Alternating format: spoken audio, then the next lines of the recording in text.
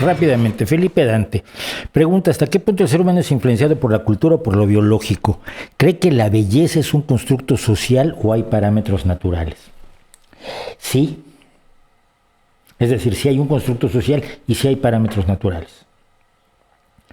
Hay cosas que a los bebés les parecen atractivas y lo sabemos porque se les dilata la pupila, porque sonríen.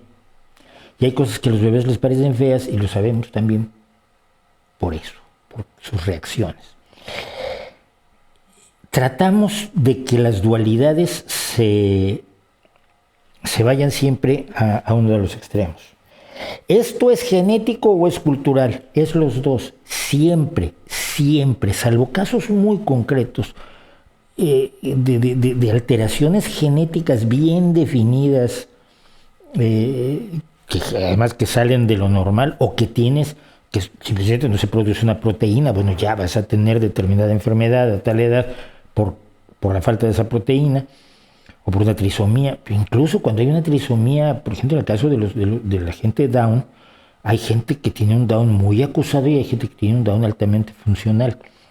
¿Es medio ambiente o es biología? Es las dos. Hay elementos innatos en nuestro comportamiento, evidentemente, pero todos están teñidos, modificados y movidos por lo cultural. El intento de negar lo cultural de algunos es tan patético como el intento de negar lo biológico que tienen los posmodernos últimamente. Es totalmente absurdo, somos las dos cosas.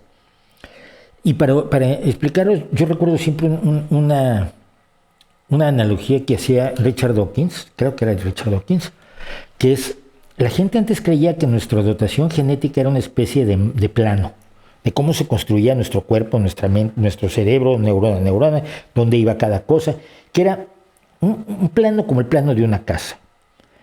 Y lo que hemos descubierto es que es más bien como una receta.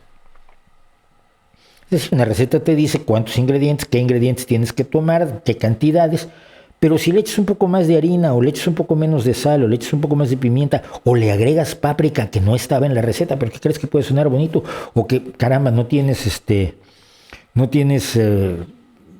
tomates cherry y entonces te quedas sin tomate y haces la receta sin tomate, el resultado de todos modos puede ser enormemente comestible. Nuestra dotación genética, nuestras instrucciones genéticas son como una receta que puede funcionar perfectamente cuando hay falta de un nutriente, cuando hay falta de un elemento determinado, cuando hace demasiado calor, cuando hace demasiado frío, cuando las condiciones en las que se desarrolla el feto y luego el bebé son totalmente diferentes y van a dar resultados diferentes. Separar, desentrañar lo genético de lo cultural es difícil. La etología ha hecho intentos grandes por encontrar eso que está presente en todas las culturas, por ejemplo, ciertos patrones de belleza, ciertos patrones conductuales. Hay uno en concreto que yo recuerdo porque lo ilustraba un etólogo al que yo leía, que era Irenoi Scheibel-Abelsfeld. Perdonarán la pronunciación, mi alemán es tan malo como casi todos mis idiomas, excepto el inglés. Y es esto: todas las culturas, las personas de todas las culturas, cuando ven a alguien a quien les da gusto ver, levantan las cejas. Hola, mira, ahí viene fulano. Este movimiento de las cejas es parece ser absolutamente innato, porque está presente en todas las culturas humanas, por distintas que sean. Decir que sí así, decir que no así, es cultural.